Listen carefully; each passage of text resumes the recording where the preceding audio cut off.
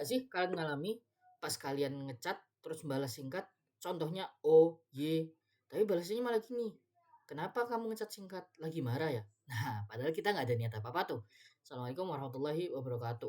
Perkenalkan, nama saya Mukhlis, salah satu dosen mengampuh dari mata kuliah semantik. Di sini saya akan menjelaskan tentang makna dan sistem komunikasi. Apa itu makna, apa itu sistem komunikasi, dan bagaimana keduanya berhubungan. Sebelumnya jangan lupa like, share agar ilmu ini bisa bermanfaat bagi teman-teman lainnya, dan jangan lupa subscribe agar kalian dapat update-update terbaru tentang video-video pembelajaran. Nah, jangan lupa juga nih komen. Nanti yang komennya bagus, aktif bakal dapat nilai plus dari saya. Insya Allah saya akan balas kok. Kita diskusi interaktif aja di kolom komen. Oke, lanjut aja ya. Kita bahas tentang apa itu makna. Makna adalah isi pikiran atau perasaan yang disampaikan melalui lambang bahasa. Namun, makna bukan sekedar arti kamus literal. Makna lahir dari interpretasi pengalaman, budaya, dan konteks sosial. Contohnya adalah, jadi ada cerita nih, kisah nyata. Saya lagi di Jakarta, saya lagi makan di warteg. Nah, terus waktu itu saya bilang gini, Mas, saya beli es teh. Nah, kalau di Jawa, beli es teh itu secara otomatis es teh manis. Nah, tapi ternyata di Jakarta itu beda teman-teman.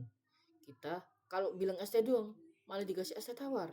Nah, kita harus ngomong jelas, Mas, beli es teh manis. Nah, baru yang datang es teh manis. Nah, dari situ makna itu tidak terbukti, makna itu tidak secara literal kamus, tapi makna itu dipengaruhi dengan oleh konteks sosial, budaya, pengalaman, dan lain-lain.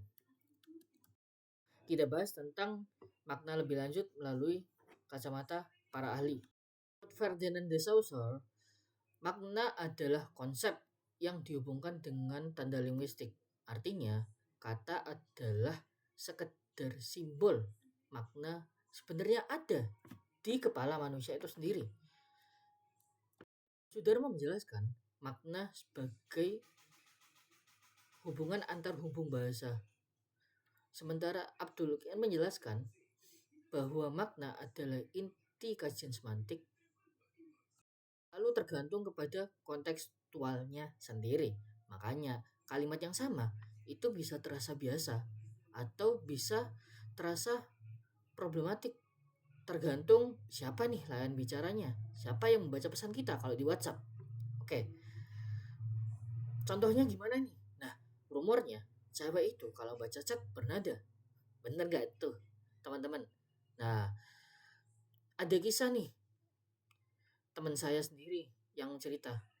Nah, dia ngechat gini, sayang, ayo kita makan bakso. Nah, teman saya balas gini,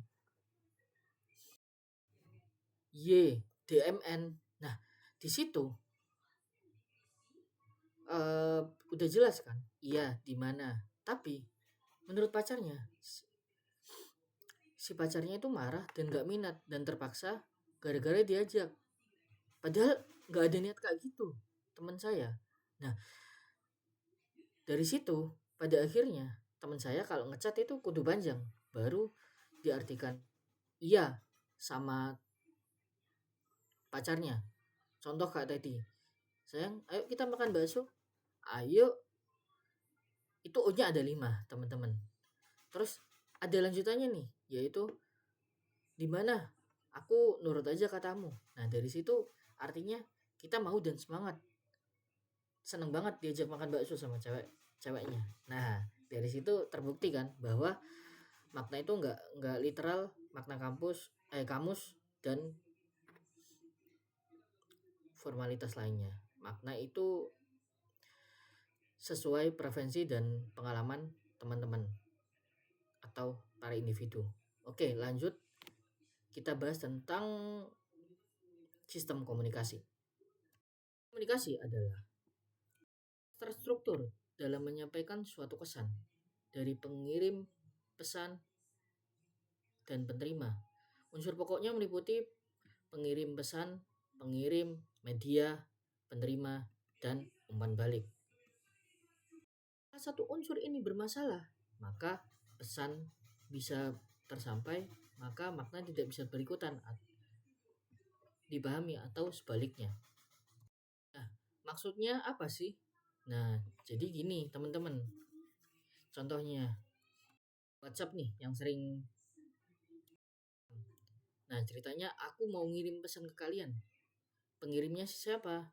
Pengirimnya itu saya. Nah, lalu pesannya adalah isi pesan yang hendak saya sampaikan. Medianya apa? Medianya adalah grup WhatsApp. Nah, lalu penerimanya siapa? Penerimanya adalah kalian-kalian ini. Umpan balik itu apa? Adalah respon dari apa yang dikirimkan. Ketika proses itu berjalan kurang mulus, maka efeknya adalah tadi yang saya jelaskan, tidak sesuai harapan. Maka semuanya harus runtut nih agar sesuai, biar gak terdistract. Nah, kayak contoh di atas tadi, contoh pacar teman saya, atau pengalaman saya sendiri tentang es teh manis.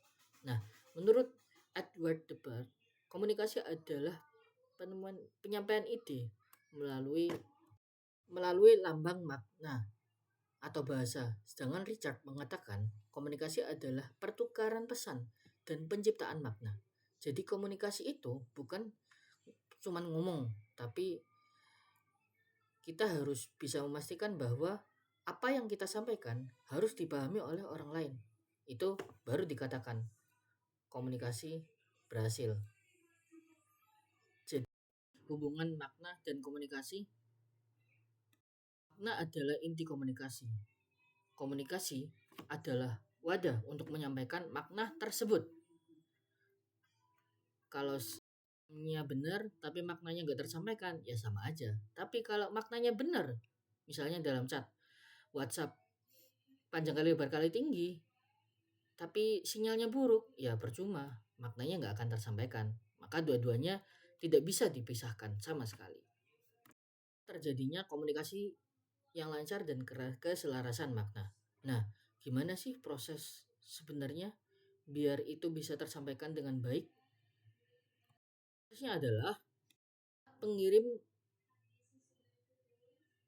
pesan atau menyampaikan pesan, lalu